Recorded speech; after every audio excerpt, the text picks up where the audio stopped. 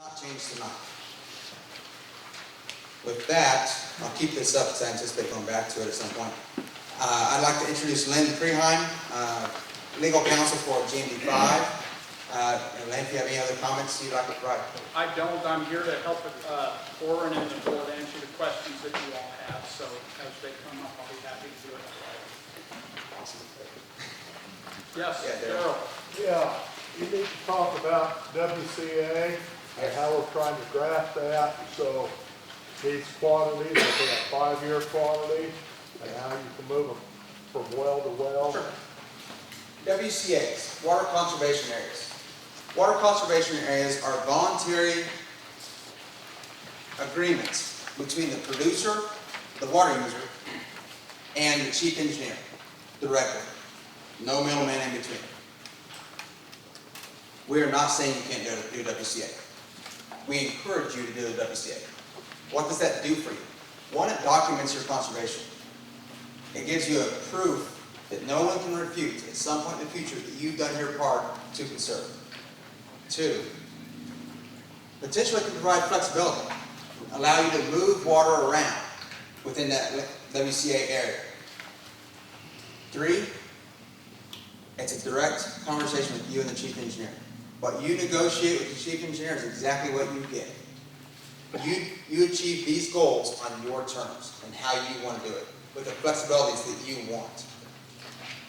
You'll notice the LEMA does not have very many flexibilities built into it. Why? We want the WCA to be that vehicle to provide that extra flexibility so that you can do it on your terms and get credit for that conservation at the same time. However, I always hate to say however means a WCA, for it to go into effect, has to be as stringent as whatever restrictions are within the area. So if you're within the LEMA area, you must meet or exceed the restrictions that are imposed by that LEMA. If it's within the IGUCA area, you must meet or exceed the restrictions imposed within the IGUCA area. Okay? So for the WCA to take effect, you have to have the same or better total conservation throughout that region as what the LEMA would be doing. And if you want flexibility, you have to beat it. You have to go a little deeper. Okay? But WCA is a very good tool to be flexible using your water on your terms. We absolutely. It doesn't give a whole lot of press time in our document, but we are promoting them 100%. Anything else? Did I get that, Daryl? Yeah. Fred? Maybe a little clarification. You alluded to indents a couple times and almost left it like it was optional. And everybody needs to understand that it's not an option. Correct. Thank you, Fred, for clarifying. It's always good when your name of committee corrects you. That's good. End guns required removed January 1, 2019, if it's put into effect in 2018. Period. We don't start the clock counting until 2020. So 2019, there's a little bit of grace period. Not much. If you are found to be operating within the end gun, even in that first 2019 year, then there are stiff repercussions for that within this LEMA draft. Okay? We want you to be looking at those penalties as well. Be mindful about what could happen if you don't follow the other portions of the LEMA document. Be mindful of that, because they would carry the force and effect of the LEMA plan as an order. So yes, end guns are required to come off immediately with the LEMA draft. Jump in, Lynn. Okay. Is this what? I want to add just a little bit of background to this. One of the things that your LEMA group has had to deal with and the board's had to deal with is really a couple of different competing aspects. One is we always have to consider first in time, first in right, that all of you are aware of, you understand the concept of it, you got a lower number, you're in higher priority. The other is the impairment statute and the filing of an impairment claim by the service. Those two things compete with each other in some ways, and they both have to be evaluated when we're trying to craft a solution that works for everybody. So you might have a high priority number, but be right next to an area that is a high contributing factor to the impairment. So that's different than somebody that's a high priority number that's a long ways away from the stream and doesn't really contribute much to the impairment. So we have to figure out how to balance all those problems when we're doing this. And then so those are the two elements of the law that are in play that we had to work with. One is the impairment statute, the other is first in time, first in right, and the priorities that all of you have in your water rights. There was a third component that we have to work with, and that's DWR, because the chief engineer at the end of the day has to approve any LEMA proposal that comes out of GMD5. So those three things are the things that we really have to deal with. And as Oren's already told you, DWR has given us fairly specific information about what it is that we have to do, what we have to meet. 210 is the 210,000 acre feet is the number that this basin can sustain and meet the requirements that DWR is placing on us. So that is where that 210,000 number comes from. So priority is a relatively easy issue to deal with. Everybody knows what your numbers are, you know where they fit in the priority scheme. The impairment side, what wells contribute to the problems that the service is alleging in this impairment complaint, that's a much tougher thing to deal with. And the way that we dealt with that is with the most scientific process that we could come up with. We did the best we could using the best science, using the top of the line modeling group in Blue Groundwater. And Blue came up with a 7-layer model that you guys have heard about before, and it's as scientific as we can get in order to make a determination about what a relative well contributes to the impairment. So that's the way we're trying to do this in a scientific way because there's no other way. One of the things that you'll see here, and I'm going to try to address maybe some questions that you all might have before you ask them so I can eliminate some of the discussion and make it flow a little better, is why we're cutting off at 90%. So anything that's a 10% contribution to the impairment or less is not included in the LEMA proposal. There's a reason for that, and the reason simply is that a couple of things. One is no model is entirely perfect, and you can't get 100% perfection in a scientific model like this without drilling bajillion wells and figuring out exactly what every structure and formation in the basin is and all of that. It's just not possible. So everybody has a recognition that it's not perfect. And as a consequence, those that have small contributions to the impairment, it's a recognition that we can't be that sure.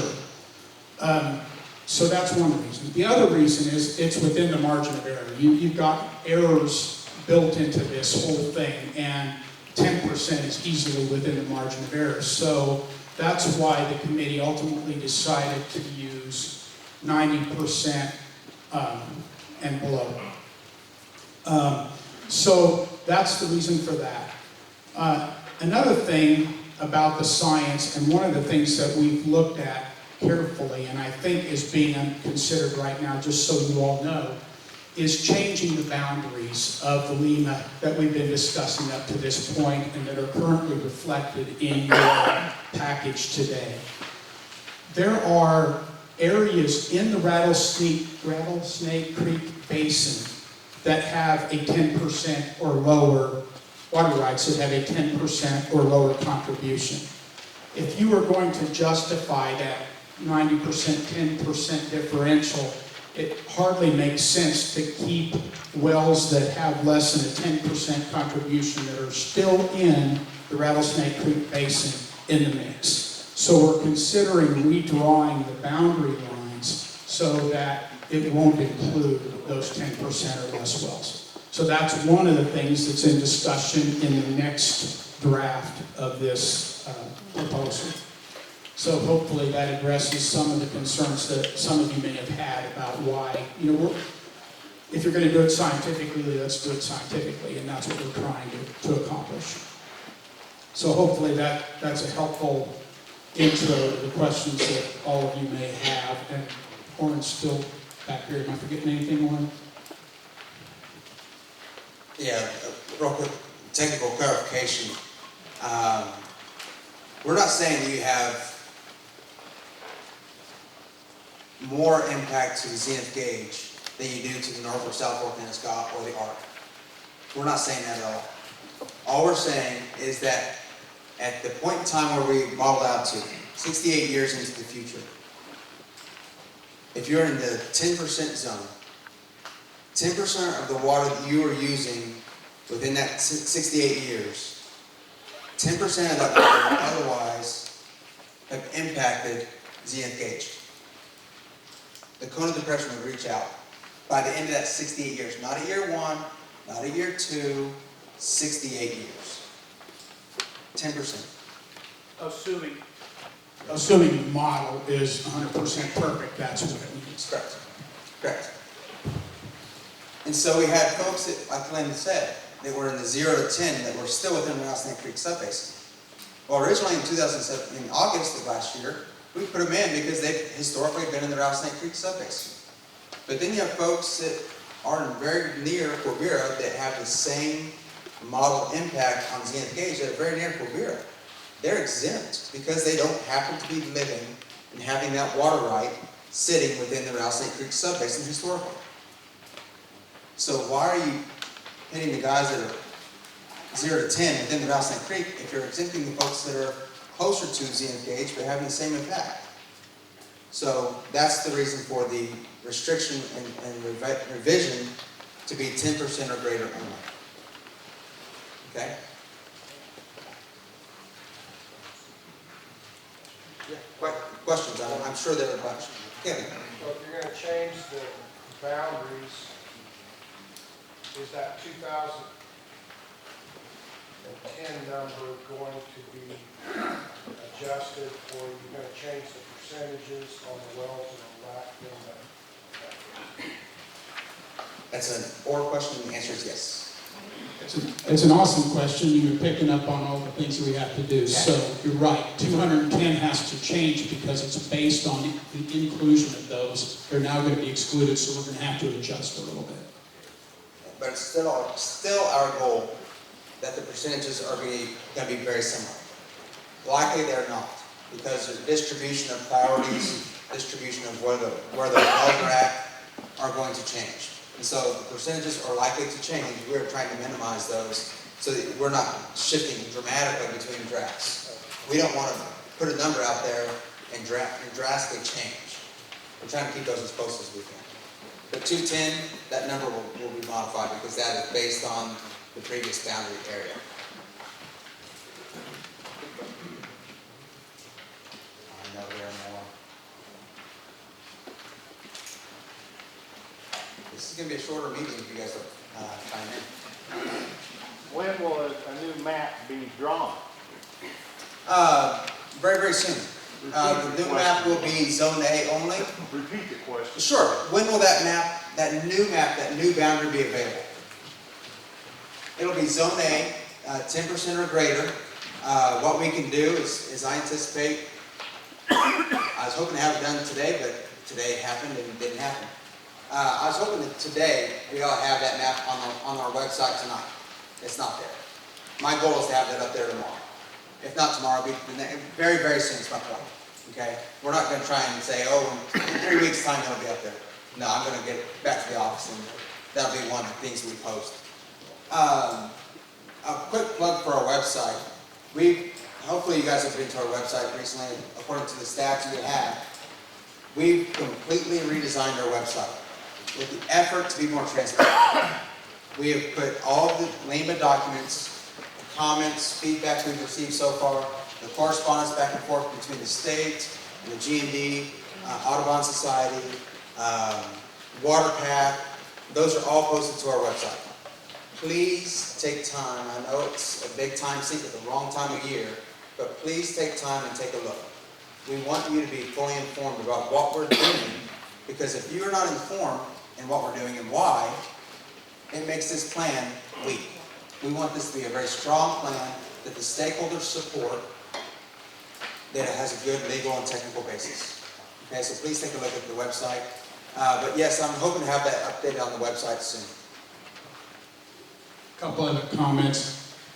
Redrawing the map is the easy part. The harder part is doing what this gentleman just asked about, where we recompute how that changes the numbers, because it's not going to be 210,000 acre feet anymore. It's going to change a little bit, which means that we have to recalculate what the differential is that DWR is requiring and all of that. That'll take a little bit longer. We have Baloo working on it, and so we should be getting that information really quickly. They promised it. They promised it to us quickly, so hopefully that'll come soon. The other thing I forgot to mention, I did talk about briefly the balance between priority rights and impairment. We are also doing some revisions that give more consideration to the actual impairment. So if a well is impairing more, and it's a higher percentage impairment, it's going to get adjusted. So basically, we have to balance those two things, the priority and the impairment, and cross those lines someplace where you give consideration to the impairment and you give consideration to the priority, and then figure out what makes sense and what's the most fair. I can tell you that just preliminarily, priority is always going to get the most weight just because it has to under our water law. But impairment also matters. You can't ignore the fact that the whole reason that we're here is because of the impairment complaint. We wouldn't be talking about Alina if it wasn't for the services impairment complaint. So we have to deal with it. So I just thought I'd clarify that as well. There's been some talk in the past of how the service measures their water, and it might be Speak up. The air conditioner came on. there's been some talk in the past of how the service measures their water at the maximum zenith gauge, and that it might be not adequate. Does everybody feel that, how are we going to measure this? We're putting a lot of weight, and I've heard some talk at some board meetings that those measurement devices maybe aren't as good as they should be. The question was, has there been consideration for the measurement devices in the way that the service has measured their flow for their water line, in essence? Point of clarification, you mentioned zenith and maximum gauges. Those are not measuring devices for Quivira at all. They are purely used by the state and federal service for measurement and records for how that stream flows over time. We want Quivira, please don't crucify me, the folks from Quivira here. We want Quivira to have the same accuracy of meter that you, the producer, have, period. They do not have the same type of diversion system that you do. That's a fact. We want Quivira to, if possible, manage the water to the best of their ability with minimal losses and inefficiencies. I think we can all agree with that. I think they would agree with that. There are some factual issues that preclude that, unfortunately. I have no problem as district manager working with Quivira to identify those to help make that better for them. In the Lima plan, there's I think one line item, probably page 3 or 4. It talks about recreation use and how they are considered in this Lima plan. All it says is we want to work with each recreational user to identify where they can make their own water use better and more efficient. Okay, that includes Quivira. That includes every other recreational water right within the Lima boundary. We want that to be the same. We're not trying to hold it differently.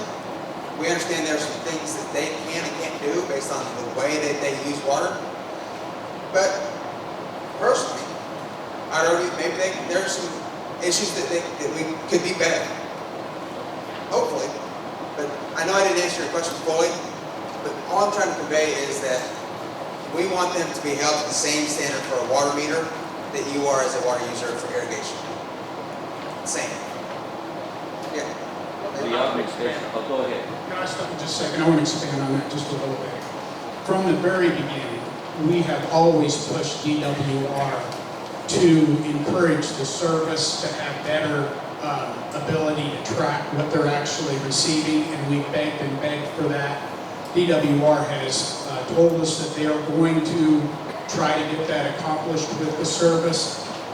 It's, you know, to the extent that we're having to provide water to them, it's only fair that they measure it accurately. I mean, that seems common sense to me, and I don't see how it can't be common sense to the service and everybody else in this room. So trust me when I tell you, we're pressing. We have asked for a plan from the service that has been apparently in the works for longer than our Lima draft has, and still don't have one. So I don't know where DWR is on this, but I can tell you that at every turn we're pressing the service to be fair about this too, so that they actually measure the water that they receive. If we're having to go to all this expense to give it to them, they better accurately measure it.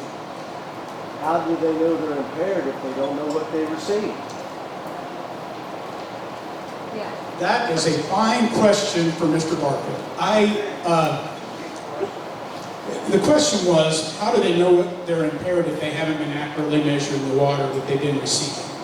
And that is part of why we have been challenging the impairment in the first place, and we don't necessarily agree with the impairment, but a fact of life is that Barfield has told us that there's an impairment report, and he's presented it to us, and he said, this is what we're going to do. And so we have tried to persuade them about a number of different issues, and there is a kind of a line in the sand where we haven't been able to move them any farther, and this is what we have to do. And that's where we are. The board has constantly been in communication with David Barfield and his staff. They've been, you know, listening to us. They've been reasonable to work with on a professional level, but there are certain places that they're not willing to change. And that's one of them. They're saying they're impaired. Another example is we have to provide the water in the quantities they want at a time of the year they want. In other words, they've given us some kind of a seasonal requirement that Mr. Barfield has said he is going to require us to meet. Well, our choices are to let Barfield do a strict administration where he just starts cutting junior water rights and pretty soon everybody's out of business and just furious, or we can try to accommodate it in this fashion, and the board has decided that the best option is to try to make something work. So that's why we're here. Yes, sir. I thought they had an annual permit just like the rest of us and not a monthly permit. That's the argument we've used with Mr. Barfield constantly. This is an annual permit like everybody else uses, and his response is always, yeah, but you need it when you water corn. It's not that you use it in January or whatever. We made the argument. We made it and made it till we're blue in the face. And he's not receptive. He said, no, I am going to force you to meet their seasonal requests. Sure. Has the legalities of a Lima, has that line been crossed where the chief engineer has put too much input into the Lima? Because as I understand Kansas water law, that's against the law. So the Lima statutes basically say that it is a program that is offered by us as a membership in the GMD5, but at the end of the day, it turns into a chief engineer's order. And he has to make certain findings in connection with that order, that it's in public interest and some other specific criteria. Basically what he said to us is you can propose whatever you want, but if you don't meet these particular criteria, I'm not going to sign off on it and you won't have a Lima, and I'm going to turn to strict administration and cause you to have to do all these other things. So that's the position we've been placed in. But the arguments you're raising are the same ones we've argued for 2 years plus now. Okay, augmentation. Yes, sir. 2 points. Where's the money come from, and what's the latest in terms of the location? Augmentation. Where are you, or how are you planning to pay for it? first question. And then where are you proposing to put it? On the first point, there we go. First point, how do we pay for it? We don't know what it's going to cost yet. We do not have a price tag for it. So how can you say we need to raise this much money if we don't know what this much money is? There are mechanisms that we can pursue within the GMD Act that allow us to do some special assessments. That's an option. Is it on the table? Sure. Are private grants on the table? Absolutely. Are there other options? Sure. Are they on the table? Absolutely. Are they quantified? No. Because we don't have a price. You don't know how to go to a bank and ask for money until you know how much you need. And that, unfortunately, that's just going to take some time to clarify that. As far as location, this is our proposed well field location. Does not mean it's final. There will be site-specific testing. There will be analysis by the independent engineering firm that does the well field design, that does the pipeline design, to make sure that it's done right, that it's not going to deteriorate that area. You know, I grew up in Stafford County too. I don't want to see a specific part of this county that I call home, that you call home, to be deteriorated, period. I'm right there with you. Okay, this well field is what below groundwater used to make its projections for a 15 CFS well field that meets the requirements by Kansas law today. That's what they were charged to do. Find a well field that does not impair, that does not get too close to senior water right holders, it does not it's a field. Find an area that does that. This is the area that checked off all those boxes, but it's not final. And one other factor is sustainable. Isn't going to keep declining. It's somewhere we can take the water and not have continuing declines. High impact area, how many wells are in that? And then are there zones within that high impact? High impact area. How many are in it is the first question. And then second question, are there zones within the high impact area? First answer, I don't have that number off the top of my head. If you asked me an hour ago, I would have pulled it. I could have had it.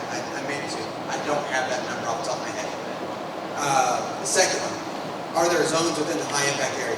Today, no. Does that mean that's true tomorrow? No.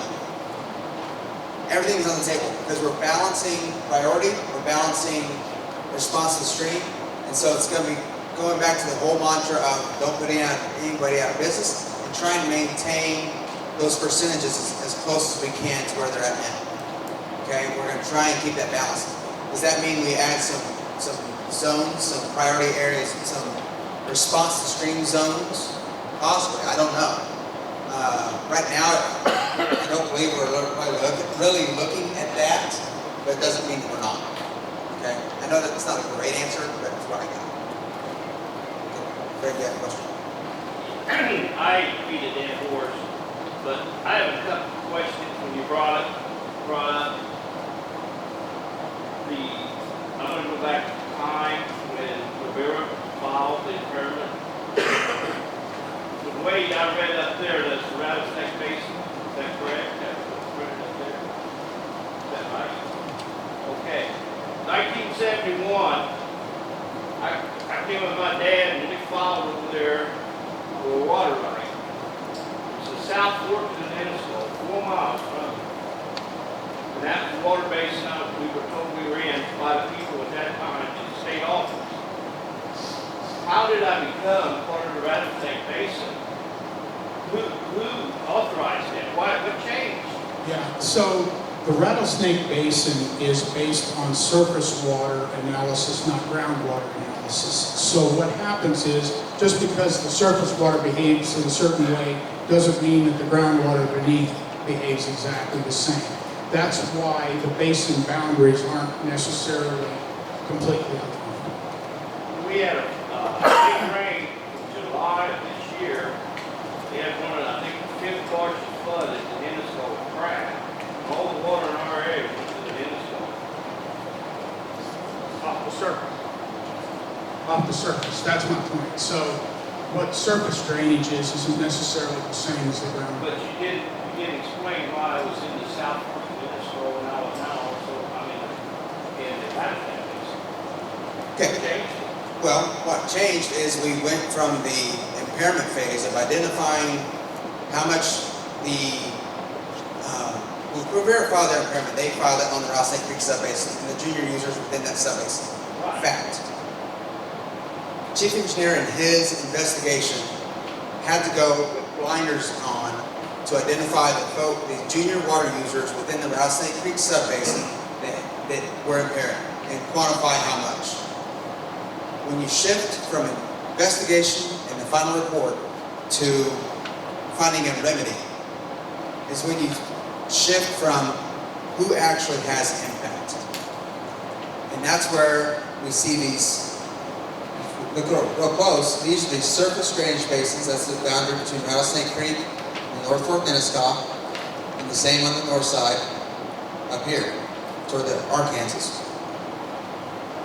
When identifying those that have impact, that's when we asked the modelers, who has an impact? They said after 68 years, these folks, and there's a response map that's floating around, it's on our website, it's on the KDA's website, that identifies exactly who has impact, all the way down to zero.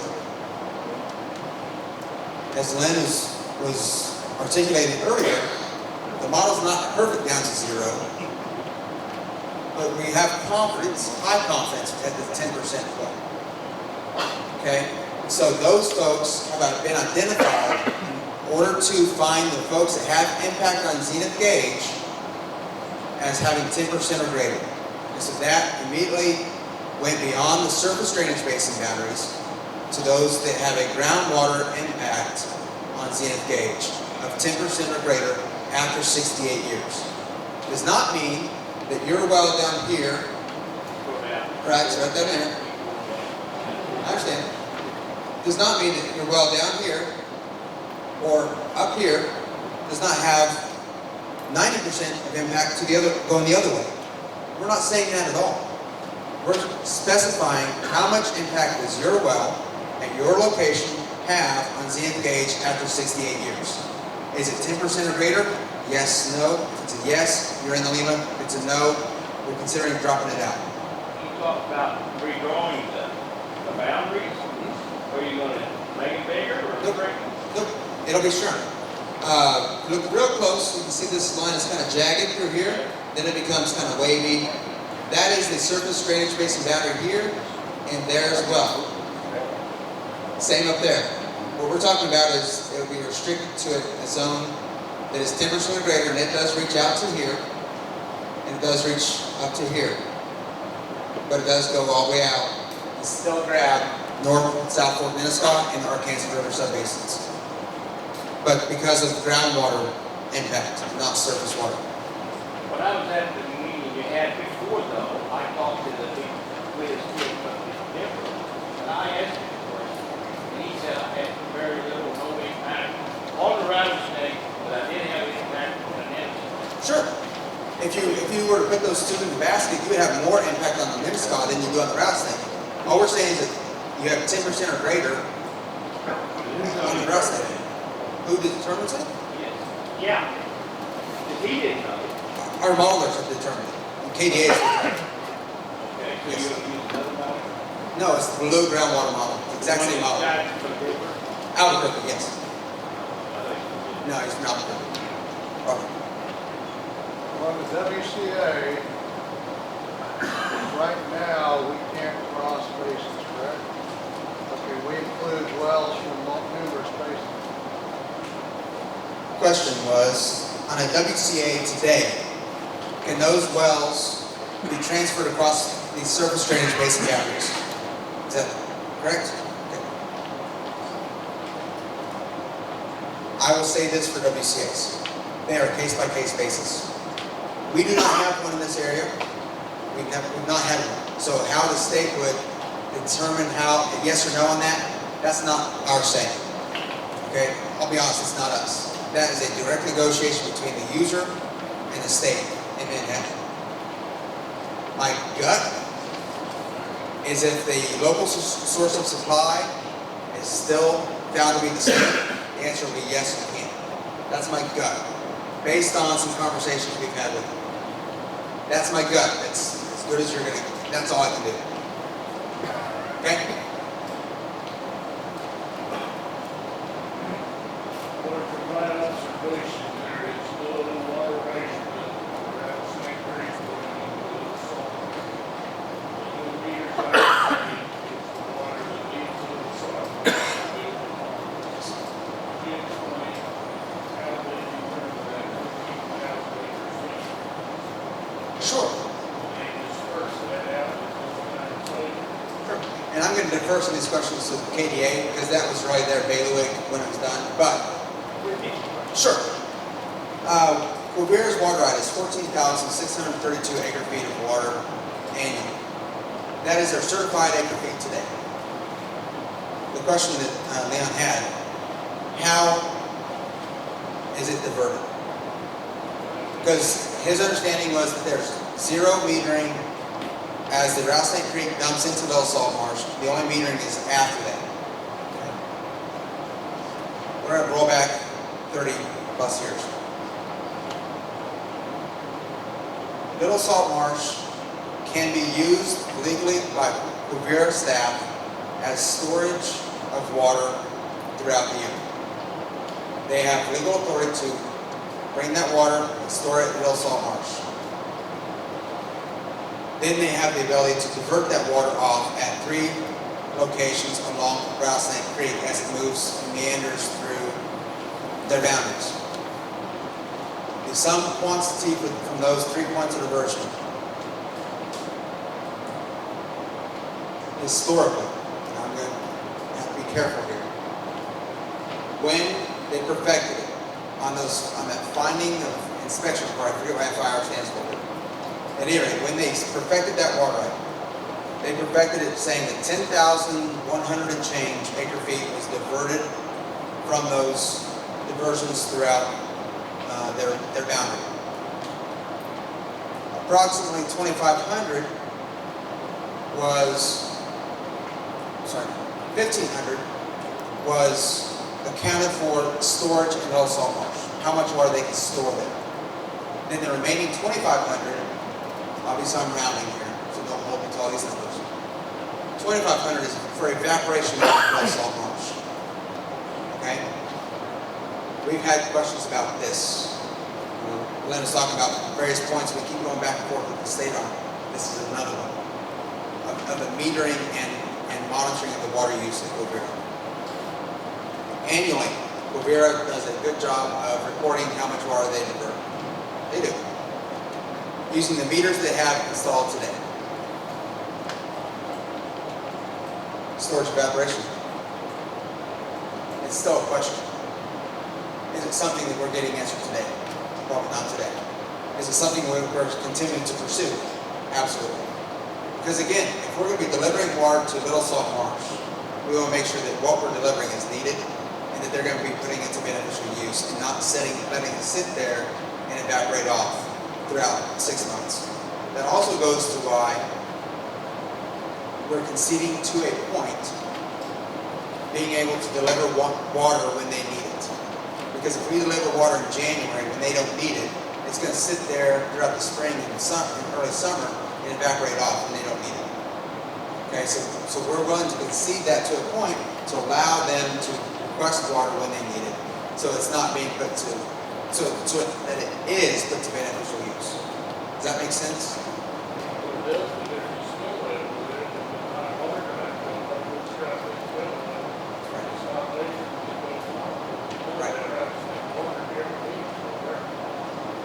I can't speak to that entirely.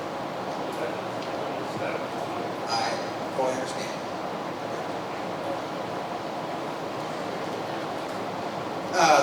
The comment was that a large quantity of water routinely or from time to time spills across that spillway as it leaves Little Salt Marsh and it's not metered. I don't have an answer for that. We're not policing their meter. That's irony here, folks. It's a surface diversion. We're a groundwater diversion. We're a groundwater management district. We're not a surface management district. And there's a separation of responsibilities there, and that lies 100% in KDA DWR's realm. But, yeah, but one of the problems is what you raised. So all of what he said is true, but the problem is that we're being required to deliver it in a surface water fashion. So we want to make sure that we're not delivering water that's bypassing them, or that, you know, they're not going to use and they don't need, and so on. So that's one of the things that we tried to address with DWR, and one of the things we tried to address with the service, that we want accurate metering. We want this to be so that we know what we're giving them and what they're using and what they're not using, so that we can be accurate. So your point is absolutely correct. We've been raising this issue again for 2 years. Wouldn't it make a lot more sense to put the augmentation wells on the refuge? Sure. Sure. Doesn't it make more sense to put the wells and the pipelines directly on refuge property? You're not going to get an argument from me. The folks in the row behind you might have an argument for you. We've asked the service for that option. We've also asked the service to, for the ability to deliver the water exactly where they need it, when they need it, by piping across the refuge, so that there's no waste of water through evaporation and the like. If they want it in this pond on this time of the year, by golly, we'll give it to them. It would require less use of the water in the end, less water, because we're putting them where they want it, when they want it.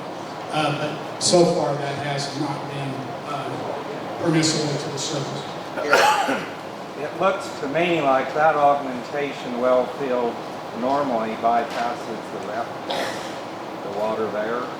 I'm wondering, where else are you looking for a well field, and where are you going to be studying for an augmentation field? Sure. The question was, it looks like this water normally would have gone on beyond the refuge. Why are you picking that area and not somewhere else?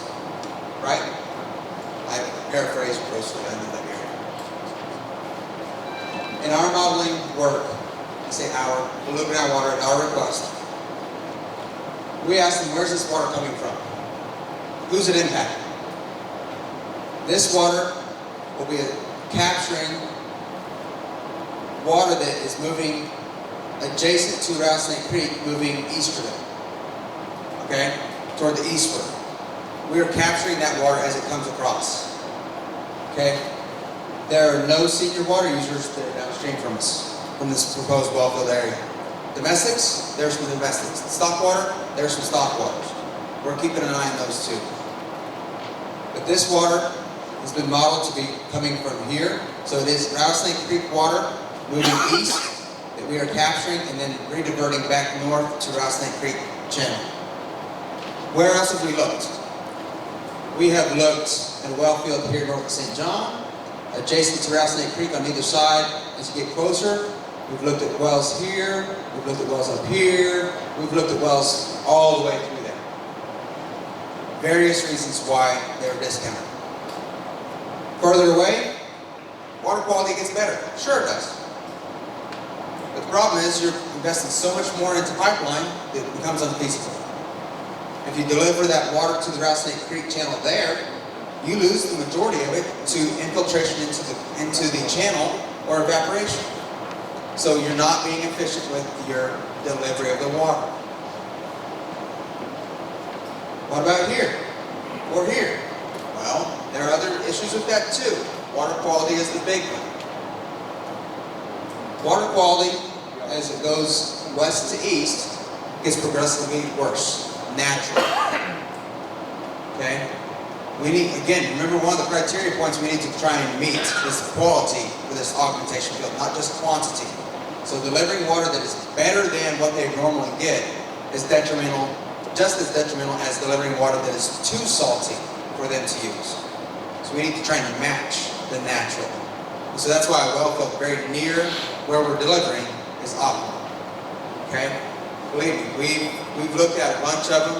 Doesn't mean that there may not be some others located over time as we're starting to go into our site-specific studies. But right now, this is where we're proposing. I know that puts a big bullseye right on your back, Gary. The question was asked in a previous meeting, how come they didn't accept augmentation standalone? And I never got an answer. Well, why, Let me go ahead, Pat. Okay, so we have always believed as a GMD5 that augmentation would remedy the problem by itself, no change. DWR has told us repeatedly that they will not accept a proposal that is only augmentation, that it also has to address stream flow to some degree and cuts to some degree. And Did they give you a reason why?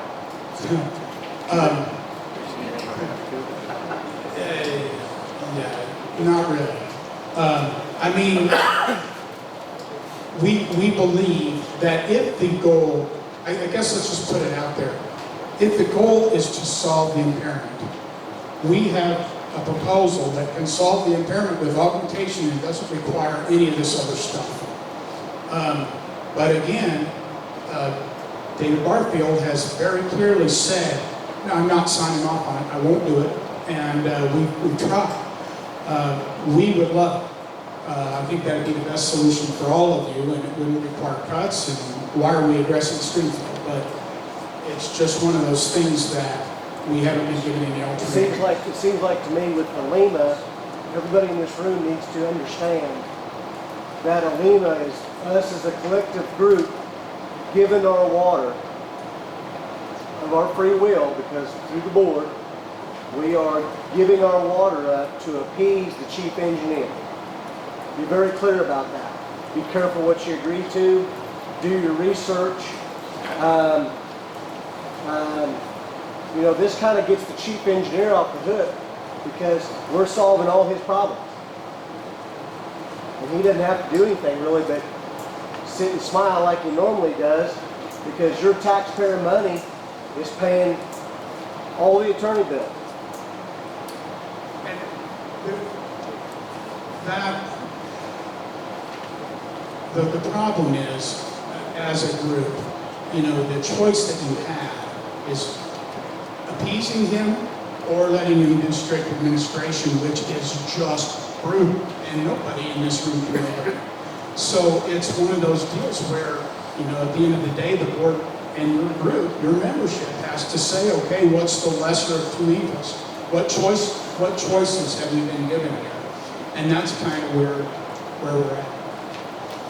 A follow on to what Orrin was saying about water quality, they don't want perfect water. They don't want high quality water at the refuge. They need water within a certain range or it doesn't meet the requirements.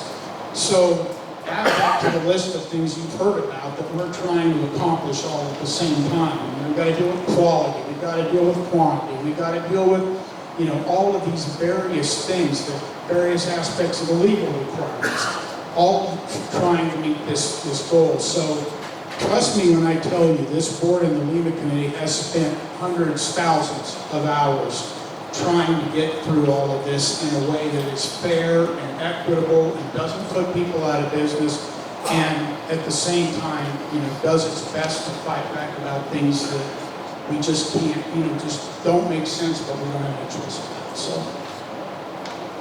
Yes, You were answering one of Shane's questions you're earlier. gonna have to yell more.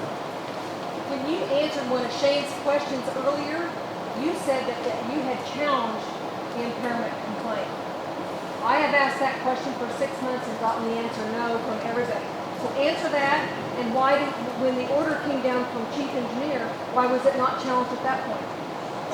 Challenge is, in the legal sense of the word, where we filed a proceeding to challenge the finding of impairment, we did not and never have. What I was talking about in the way of challenges is we have contested some of the factors that went into it. For example, the 14632 water right doesn't seem accurate, doesn't seem fair And or what was right. the answer that you got? That's their water right, it's approved, there's nothing we can do about it. One other thing that we looked at in connection with that particular question is the year of perfection is 74. I'm sorry, what, 80? 57 and 87, 30 years apart. 30 years apart, so they waited 30 years to perfect it in a year of great rainfall and record rainfalls. So the year of perfection was horrible for us. if you invalidate the year of perfection, they have a 10-year window that you've got to look back to find a different year of perfection. Well, the problem is there was another year in that 10-year period that was almost the same as the 10,000 or the 14,000 number. So it wasn't going to benefit it very much, even if we won the argument. That was one of the problems. You know, the chief engineer's attitude has always been, that's an order, it's been perfected properly, and we couldn't find some of the documentation that didn't get an extension for perfection and some stuff like that. But at the end of the day, we weren't going to gain much. It was going to go still be very near the 14,632 number that they have. So it didn't make sense to do it from that perspective. So those are the kind of things that we looked at, and at the end of the day, determined that the challenge wasn't going to gain very much. Got your perspective. So Converge, water allotment is basically 5,000 acre feet a year. Sorry. Is Converge's water allotment about 5,000 acre feet a year? Is that what they want? They are authorized 14,632, 14,000 acre feet. The amount of the impairment as found by the chief engineer to that 14,000 number was between 3,000 and 5,000. So why do they want to cut us 210,000 when they say we shorted the whole lot to 14,000? Because, and this goes back to one of the things that we've been fighting about. In order to, one of the things the chief engineer has required is a decrease in the decline of stream flow in Rattlesnake Creek. And he's requiring us to do a 50% reduction in that decline. And in order to accomplish that under the model, using the current boundaries of this lima, it requires us to only use 210,000 acre feet on average per year. Yes, sir. The Rattlesnake Creek was a pump. They let the pump get dirty. They got to rework stuff to let the street go better. They let the trees down and everything else to take the water. They got to take care of the water. There's nothing to do that. The answer is, we don't know. We've asked for a management plan that we haven't seen. But again, that doesn't change their water rights. So how they use the water is beyond our ability to dictate.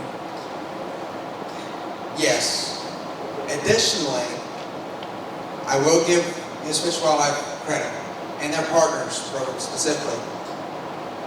If you live in this area, you've probably heard about some grants over the last 3 or 4 years, specifically for that reason, to pull the invasive species of trees, the phreatophytes that are in there, salt cedar, Russian olive, to get those pulled out. They've already done that work within their boundaries over the last, I don't know how many years, several years. They've done that work in-house. Now they're reaching out through various grant proposals to clean up the stream with private landowners, to pay those private landowners to get those trees out of the stream corridor in the headwaters as it moves toward their boundary. So while we don't have direct impact, and we've been arguing that for a long time, arguably also they've been doing their own housekeeping and to try and pull those trees out internally, and now they're working upstream as well. So I don't give credit a whole lot of time, but that's one point I would give them credit for. Let me follow up on the service. I mean, we're not giving up hope in our discussions with the service. We still want to work with them and hopefully can find a better solution. For example, you know, one of the things we talked about earlier was a delivery directly onto the property. Well, if you view the refuge itself, it has structures on it, it has pipes going across it, it's got oil wells and windmills and different things that are already on the property, and of course it's a sand base anyway, so it's hard to imagine that that would be that destructive to go across the property. And one of the things that, if you look back at our website, you'll see early on in this process, 2016 or 17, Christina, was it, that we offered this augmentation solution, and the response we got back, you can find all that stuff on GMD5's website. And the response back had partially to do with some environmental concerns and meeting requirements of various environmental laws. But we did a little bit more research internally and found that there are 4 or 5 national preserves across the country that do exactly what we've been proposing and have done so since the enactment of those environmental laws. So we're not giving up with the service. We're going to keep talking to them and hope we can get them to recognize the validity and sensible approach of delivering the water anywhere. But we have to keep moving, assuming that we can, because at the end of the day, we got to satisfy Mr. Barfield and his time schedules as much as we can. Yes. This is a question for DWR. What is their response to the Audubon letter that said if it's not implemented by this year, they're going to sue the DWR? Yeah. There was a response very recently, and the response essentially was that they're going to continue to work with the GMD and believe that because of the statutes related to the LEMAs where he has to approve it as an order, that this accomplishes his administrative requirements, and therefore he's not going to take further action in strict administration of water rights. Would you go back and explain yet about the different years of the water rights and groups?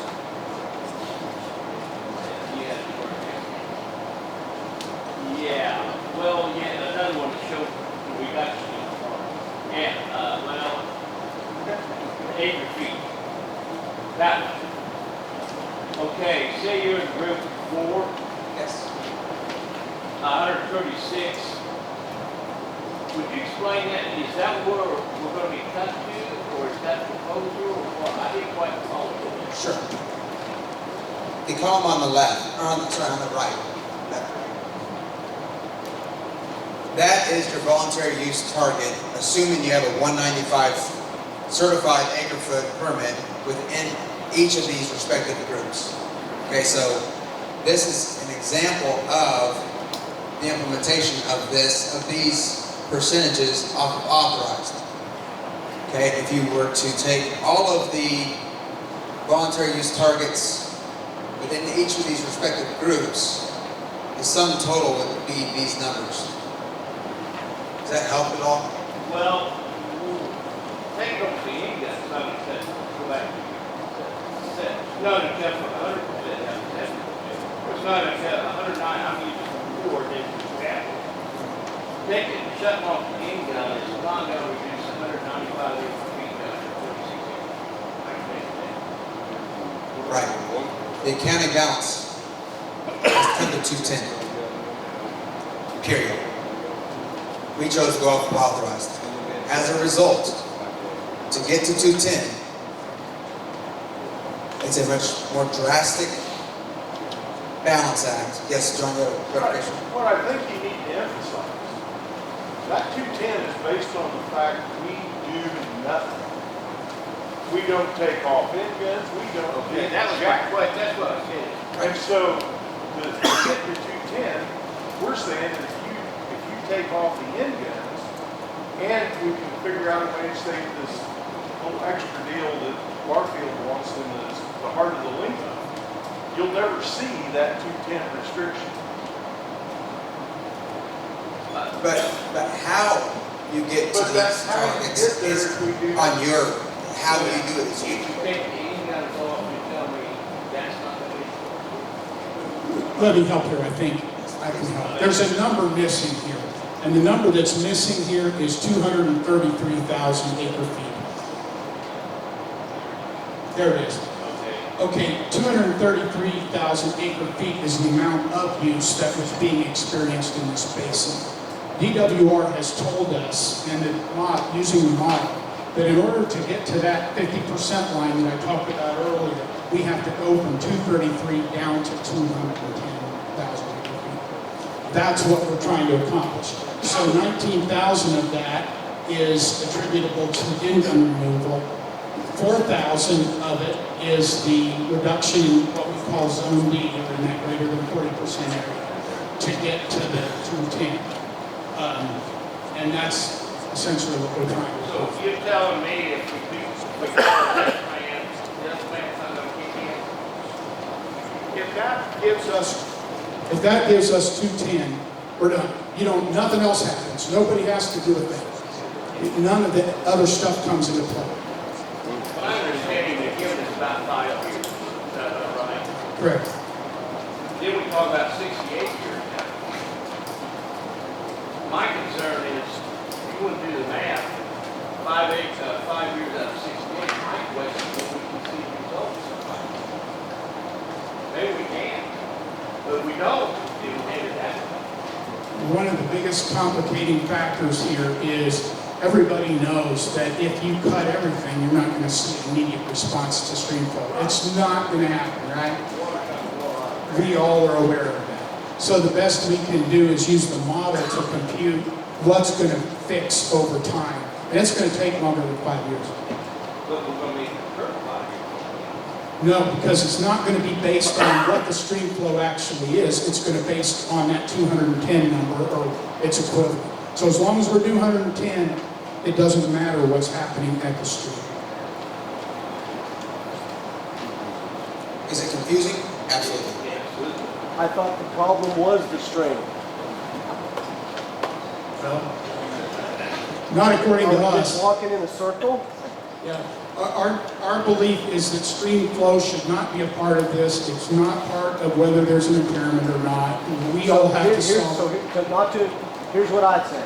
I say the whole thing's a very expensive experiment with other people's water. The augmentation would guarantee them their water when they want it, and that's just not reality with the stream flow, never will be. I don't think you can get one board member to say that what you're proposing here will work without augmentation. So why not do the augmentation? Looks like to me Mr. Barfield's getting a rider, stacking it on us so we can have one big ride instead of a couple small rides. There is not a board member that doesn't believe that augmentation would fix the entire problem. I can tell you that.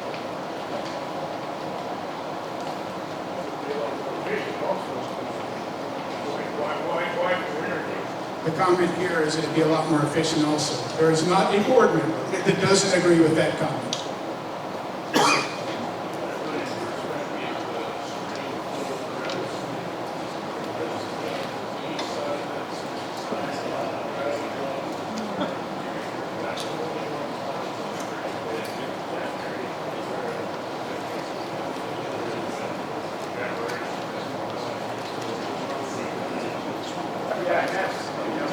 I'm not farming out here like all you guys are, and I don't get to see the stream all the time. Other people could comment, or could comment about that better than me.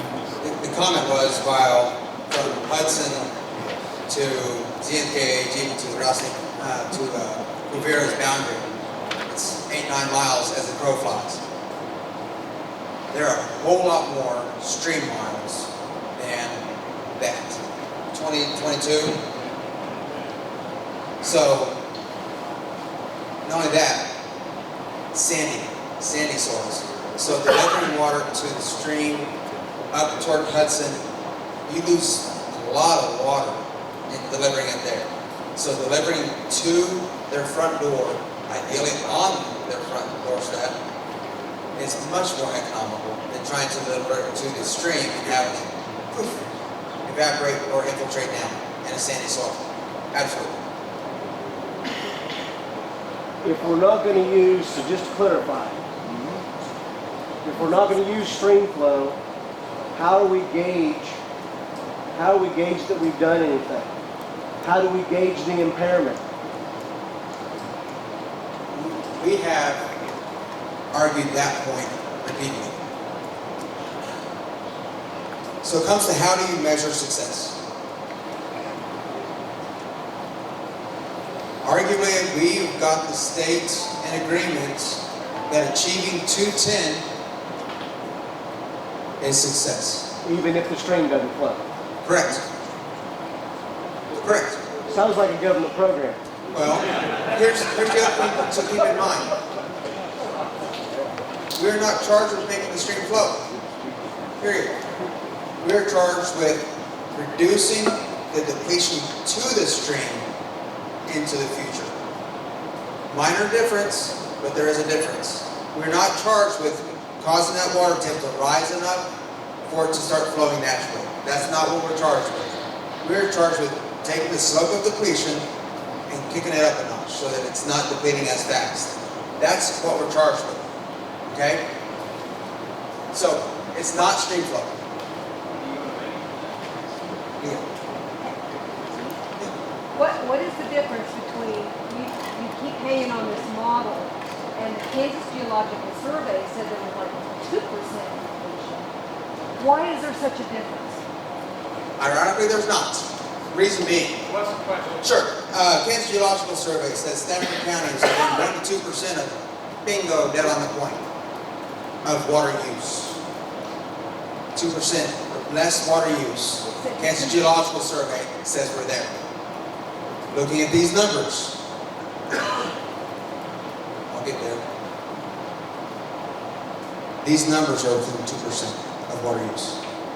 We're in agreement with Kansas Geological Survey. Believe me, when we ran the numbers, balances out, hey, we match up with Kansas Geological Survey. If we do that, I have a whole lot more confidence in these numbers than just using the model. I have a lot of confidence with the model, but balancing out with Kansas Geological Survey as well, as an independent study looking at how sustainable we are. This balances out with that study as well.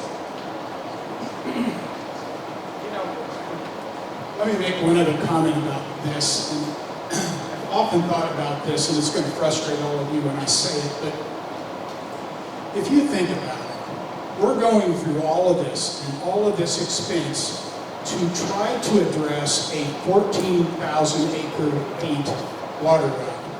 What percentage is that of a 195 acre feet single water right that one of you guys operates out there in the real world? 14,000 acre feet a year. And more than that, at the end of the day, all we have to do is come up with 5,000 acre feet to solve the impairment. So all of this is about, what, 5% of one of your water rights authorized use? So it's frustrating. And that's another reason why I think that they should just look at augmentation as the solution, because that's really something that will solve their problem, give them what they need, and it won't destroy. I mean, all of you guys would have to be sitting here. Yes, it's a little bit of cost up front, the capital expense to put in an augmentation field is there. You've had to pay for the model and Blue and me and everything that's had to go into this, and I get it, and I'm frustrated with it. But it seems to me that the solution is pretty evident, pretty easy, and will be much cheaper than the economic impact to all of you if we do cuts.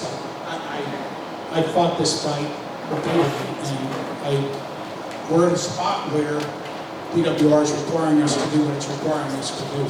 And so there you go. So, Kevin, your question. Should explain the purchase, transfer, and all the work the water pack's trying to do, and what it does that's going to affect that percentage change.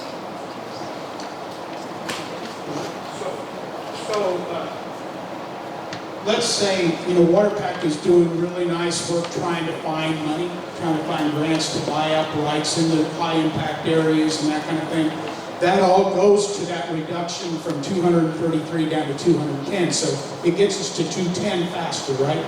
It also, depending on where the water right is purchased, we may not have to get a full 4,000 out of Zone B. So if it's a really highly impactful well, right there on the stream bed, it might not take 4,000. So there's language in the LEMA draft that addresses a hydrologic equivalent, so it meets that criteria.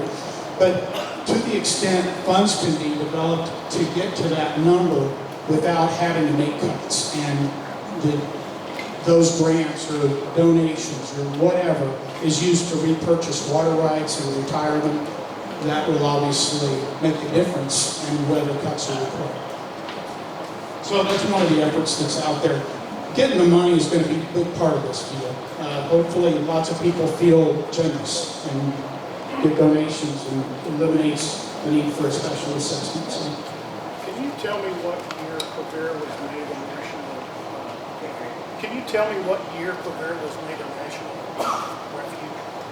Question is, what year was Rivera National Wildlife Refuge established? 1954? 55? 55. Has it ever been dry? Has it ever been dry? Yes, How many years? several. I can't quantify, but several.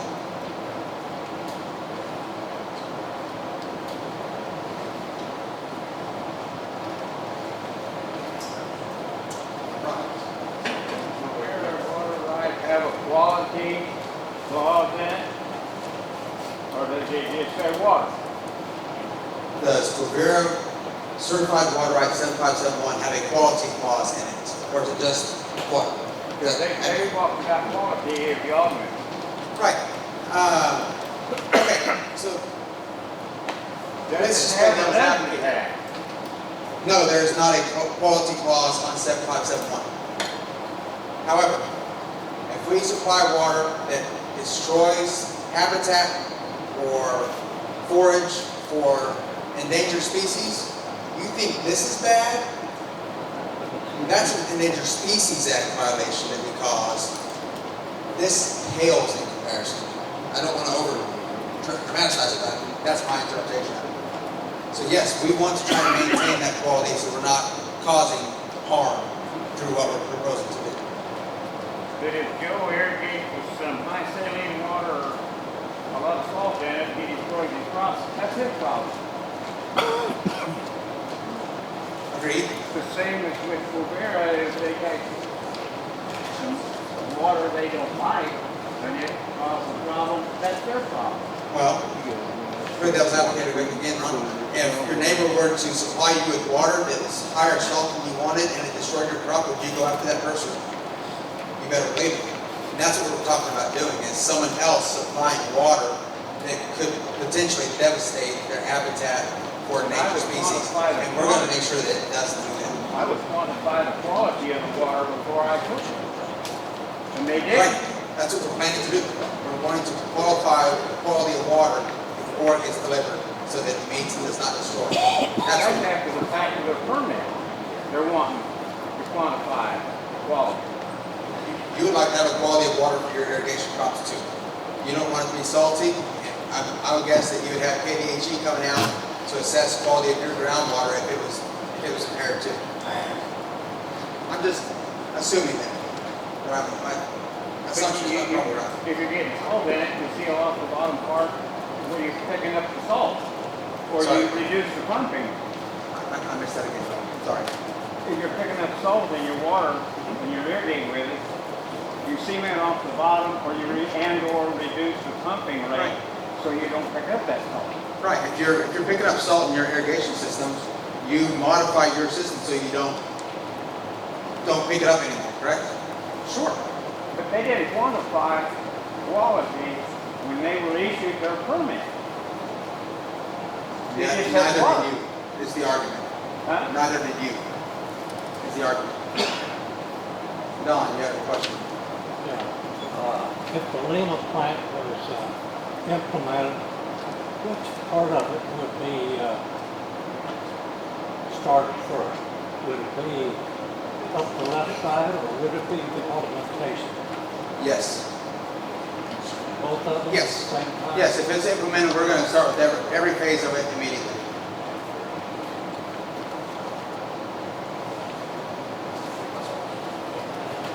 Sorry, the question was if the Lima plan were implemented today, would it be augmentation today and then some kind of use reduction in the future, voluntary use reduction in the future, or something? No. What stated in the plan would go into effect in its entirety from day zero. Ron? Well, you might point out that we're already, memorandum of understanding for the augmentation wells. We're trying to get the moves finally legal. All these different things, we're working on those in the background. But until we get the state to move over and actually say, here it is, do it. Some of that stuff's not available. John's point was, we are already moving forward with obtaining a memorandum of understanding with the states for augmentation to make sure that Our responsibilities are very well defined. Their responsibilities are very well defined. We all know who is responsible for what portion. Same goes for where we can move water to and from. We want to have that very clearly defined so that it's at the point in time in 2025 when we are measuring and doing the accounting for these transfers and moves and retirements, that we can accurately, as best we can, account for every drop of water as much as possible. Okay? So if we can move water out of a very high impact area, retire water out of the high impact area, that is going to go a long way toward achieving the 210 than someone that is 50 miles away retiring their water. The key is impact to stream. But as a whole, we must meet 210. How did we arrive, what was the criteria for arriving at the 210? If we're not worried about the stream flow, how did we arrive at this magic number of conservation? So the stream flow is on a declining trend. And what DWR told us was you need to decrease the decline by 50%. So instead of looking like this, it needs to look like that. The model said that in order to do that, to decrease the amount of depletion by 50%, the amount you could take out of the basin on an annual basis is 210,000 acre. Okay, when the MSD wells went in, they were supposed to be the ones wells to go out. They were stream flowing pretty quick, trying to go that. You're talking about the MDS wells? Okay, so first of all, MDS really is not in the Groundwater Act. It's part of the problem. But the other reality is they're still getting addressed because they have low priority numbers anyway, right? Because they're the most recent wells. And because they're the most recent wells, when we do the revisions to the LEMA that we're working on, where we look at both impairment and priority, those are going to suffer the biggest cuts anyway, because they're, if they ever have to be cut, because they are low priority wells. And the more low priority they are with a big impact on the impairment, they're going to have the biggest, most drastic effect. So as a practical matter, they are addressed. We just don't have the ability to just do it by MDS. Daryl. Yeah, you might discuss if we don't augment what that number is, it's 2210. Okay. Without augmentation. Without augmentation. Correct me if I misspeak. 150,000. Is that accurate? I'm looking at the DWR folks because this is something we're still going back and forth on. We don't have the documents on it. I don't have the index, but I don't know. I'm wanting to say off memory, so I can be wrong. Make sure I say that in the public meeting. 150,000 is what is in my memory. That is purely off memory, folks. Okay? And that's up front, not. That is immediate. That is immediate. And permanent, yes. Well, the other thing you might say, augmentation was put through the legislation by a group of people. It is only available in the rapid zone. We've had a continuous thing with Barfield saying, just go drill the wells and get started. And with no assurance of what he might do to you guys individually. And so we didn't do it for that reason. We had no assurance. Right. The argument is, why haven't you done augmentation yet? When the legislature clearly said that the stakeholders to be able to put that in, if it's voluntarily offered, to produce the quality, quantity, timeliness of the impaired right. Gross paraphrase of that statute, folks. The reason we haven't done it, we haven't got the folks in Manhattan to nail down that that's adequate for them. So without that memorandum of understanding, we don't know where they're going to go with granting the permits to do it, with granting the well access to do it. And there's a lot of ifs in there that we're not very comfortable with as a district to proceed without some surety that what we're doing is going to be a long-term solution. Hence the need for the Lima plan. Correct. Texas made an example, and that's all like water. They had a big problem, a lot smaller. And they did, it's exactly what you proposed, and we're straight, that's the state. I can't only, link what we were saying environmental was the same state, same bird, land up there, a lot of land down there. They work perfect, in fact, it's improved. No, I would suggest to the board that they need, I know they're pushing it, to say, hey, it works. Divide it in your legal plan, it is in the legal plan. Sure. I think we can agree that the statement's comparison with the Texas Lake refuge down in Pratt County. Yes. And they did not have enough water, so they drilled wells to supply water for their needs. And they piped it to the They area. piped it to the areas they need, all the things that we've been contemplating for Rivera. The key difference, state of Kansas owned refuge, federal refuge. Key difference. The other issue is federal refuge that holds a senior water right. That's a pretty big trouble card. With this, give them the right to explore this area. Does that give me right to order the area? If it works, to me, a solution, a good solution if it works. It worked down there, you guys went up in here and said that it worked up there. Exactly. The only thing I'm hearing is they're dragging your feet on the creek. Our very first call was augmentation. From the very get-go, 2 years ago, we wrote them a letter, you could see it on the website, said, hey, we can fix this for you, let's do augmentation. No. So then we revised our augmentation proposal and made it sweeter. And they said no. And it's always been no. Then we said, Mr. Barfield, you're the one that ultimately has to decide whether this satisfies the impairment or not. Even if the service says no, we can fix the problem for them with augmentation. How about it? No. Well, if you won't take augmentation, what will you take? And it ultimately, through negotiation back and forth and a lot of complaining on our part, was where we are right now.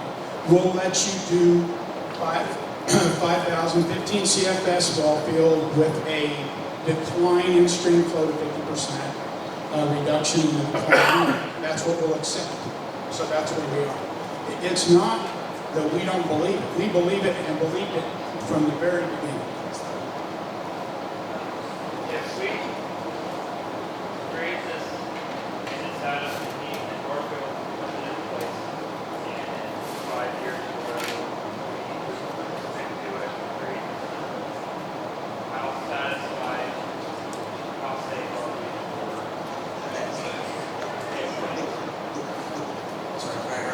The question is, if we get this put in place, and in 5 years we meet the 210, how safe are we from getting a double whammy or something into the future?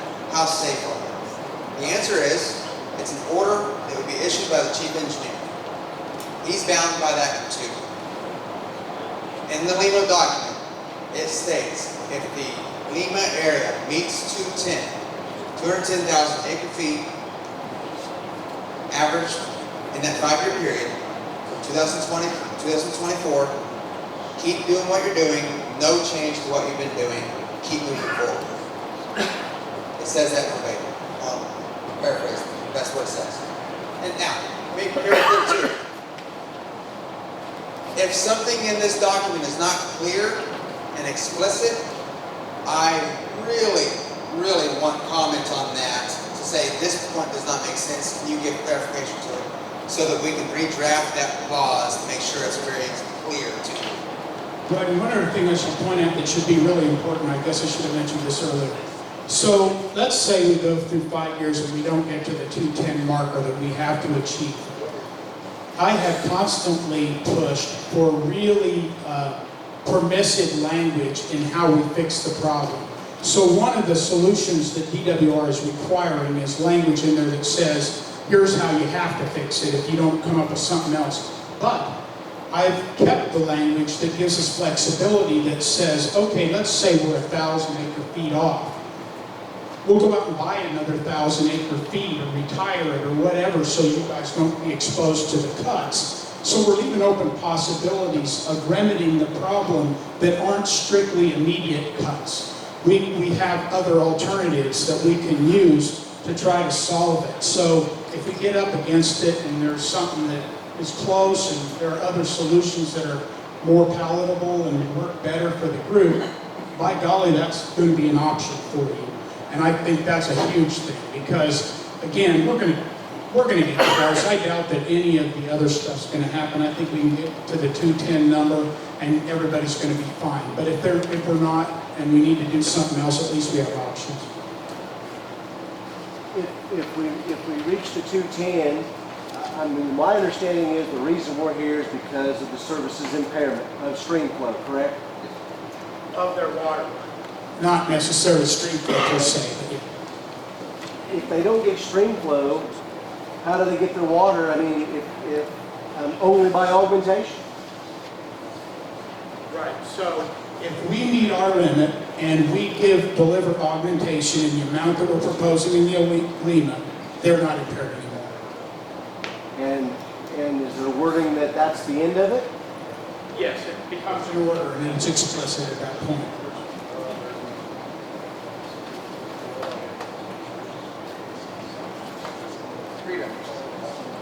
AWEP didn't require a reduction in water use, it only required you to retire your end guns. Have you ran numbers to prove whether or not that actually did save water, or is that where you're getting some of your water savings for removing all the end guns? The statement was referring to AWEP in that 2010-2011 program that producers signed up to voluntarily remove their end gun and permanently reduce their authorized acres on their permit, not to modify their certified acre feet. Okay, that's how that program works. We have run the numbers, and yes, the AWEP program saved water commensurate. That's how we got the 19,000 estimation. Yes.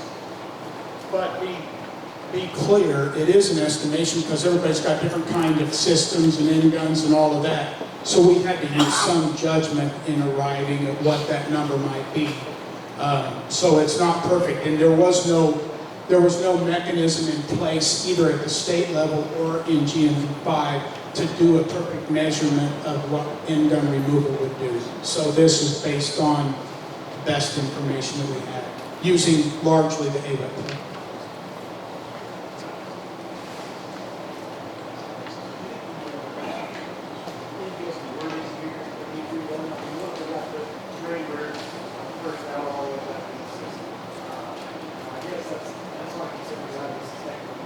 Sure. The question was regarding the technical definition for end gun and how it's described in the document. Is that accurate, Carol? Welcome any help for a definition of an end gun. Knock yourself out and send it to us. But really how we came to that definition in the document was off the AWEP program.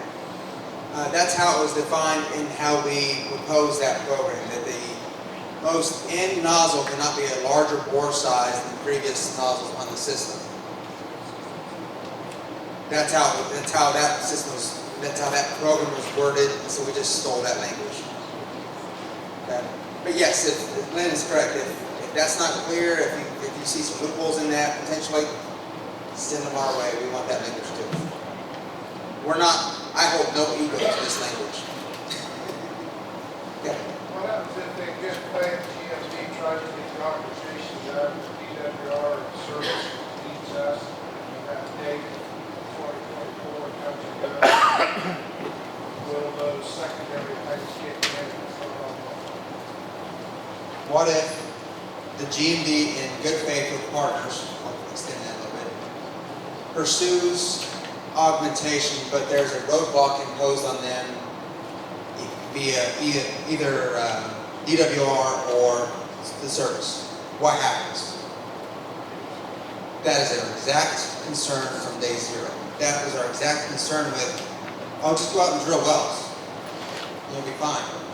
No, we're pursuing a memorandum of understanding that literally defines their responsibilities, our responsibilities. So if at some point in the future we don't have it in place, we have a document to come back to and say, you failed to fulfill this responsibility, and that's why we didn't get it done.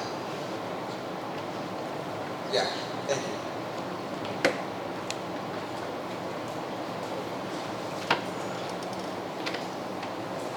I see a lot of folks looking the other way, not wanting to make eye contact. John? You might explain that basic seahorse shape and the zone D are a product of Barfield's version of impairment. That's where those maps come from. Because he walked into the meeting and laid it on the table and said, here's what this should look like. That's why Mystery River, the North Fork, and the South Fork got included. Because it's an impairment model. It's not based on water. Okay. John's point. How did the seahorse even get started? How did that response map get started? It's what it is a response. It's a response map. The water rights that show impact to zenith gauge that are shown to impair of some magnitude. Go back to July 2017. In the dates prior to that. We asked the state who, how much, and what's it look like. The who is the seahorse map. That's how that arrives. As the state said, these are the folks that have impact, these are the folks that we would impose strict administration on to solve this as a remedy if it was the chief engineer's requirement, if he was the one putting that remedy in.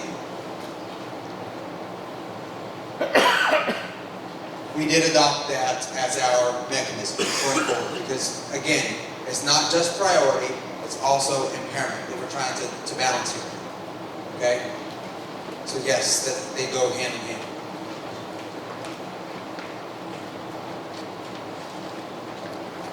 Another question. Some people, you had another map that shows like 10% increase. How can you, it doesn't make sense for me, and I just go down and say it. If I'm less than 10% around 10%, some guy is 50%, cutting is both the same, it's not going to be a good result. In the current draft, they are treated, the question was, if I'm at 10% and there's a person that has 50% response, why am I being treated the same as they are? Is that accurate? Okay. Agreement. Yeah, we're working, that is, I'm not going to go through the slide because it's going to take forever.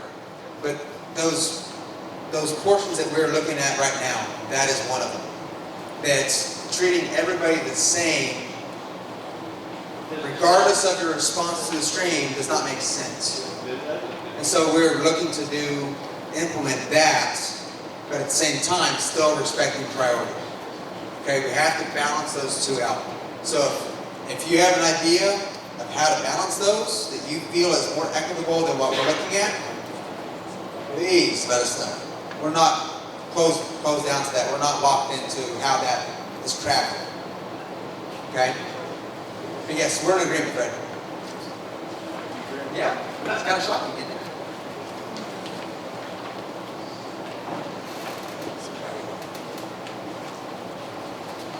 Hopefully you guys can see that I am willing to stay here and answer any questions as much as we can.